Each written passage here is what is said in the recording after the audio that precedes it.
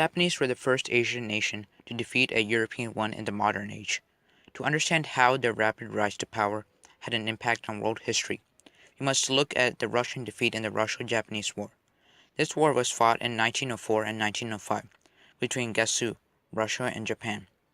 It was mainly a war over dominance and spheres of influence in the Far East, with the Russians increasing the power of the region and the Japanese responding with more men as well.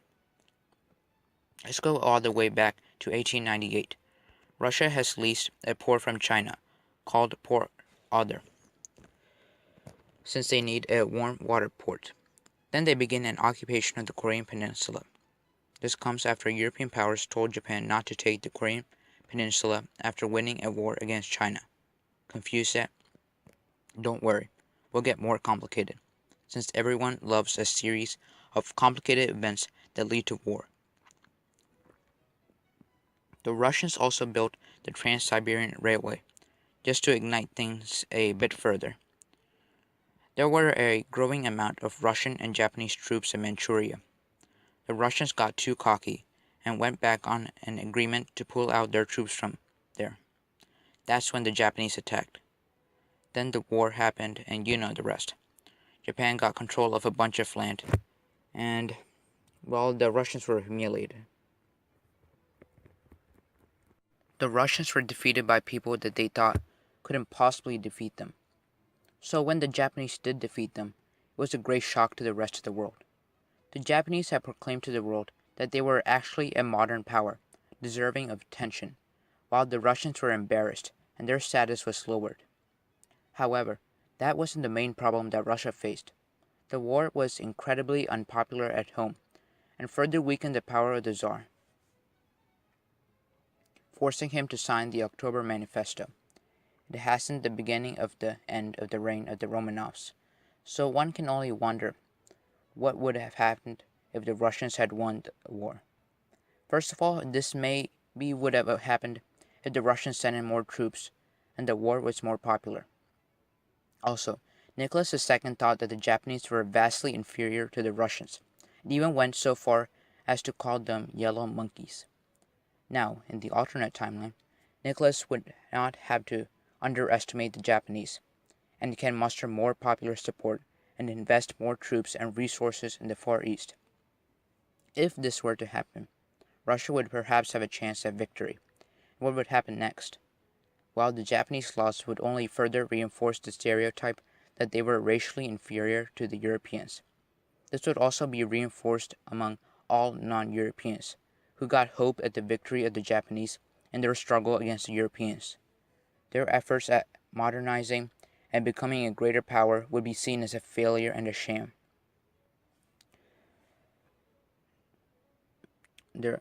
And an abysmal attempt at gaining power. The Japanese would suffer a huge loss in morale due to this conflict. And we could even see riots in the Japanese homeland. Even in our timeline, when people weren't satisfied with the Portsmouth Treaty that ended the war, riots and burning erupted in the cities of Japan. This would happen on a larger scale. Later on, the Japanese adopted fascism in the first place because they were angry with the West. The West constantly treated them as lesser peoples due to their race, and they couldn't even get a racial equality clause in the Treaty of Versailles. It was vetoed by Australia and the good old United States. In the alternate timeline, this nationalism and anger would be further amplified, and we could see an even more aggressive Japan, seeking to get revenge over its loss. It had attempted to become an industrial power, but failed, and it would be eager to get another chance. However, this would likely fail, and Japan's hopes at becoming a greater power would likely be dashed. This violent Japan would likely spark the Second Sino-Japanese War earlier on in this alternate timeline, in the late 20s. Now let's move on to Russia, which was probably affected the most by the war.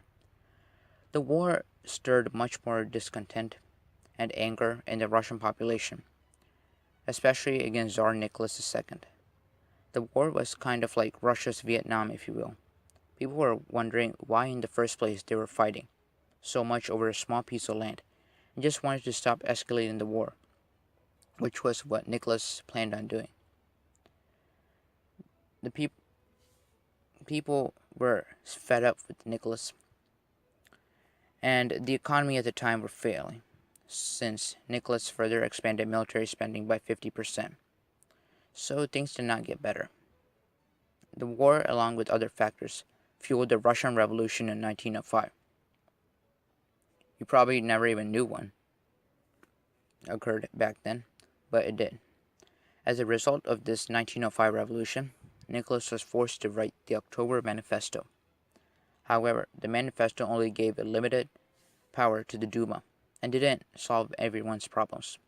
The next thing you know, Russia is in World War I, riots are breaking out, the Russian Revolution in 1917 happens, and Nicholas is dead. This doesn't mean that the Russo-Japanese War directly led to the Russian Revolution, only that it fueled it. The people were going to get angry with the Tsar anyway, even if they momentarily had a short boost in morale after winning the war in the alternate timeline.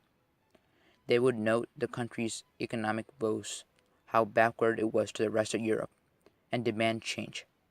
And if Nicholas were to enter World War I, which he almost certainly is going to do, then his fate is basically sealed, especially after getting all overconfident after a Russian victory. He was probably going to enter the war. So even if Russia wins the war, expect to see the Russian Revolution. The main thing that would happen would be a diminished power of Japan in the eyes of the West.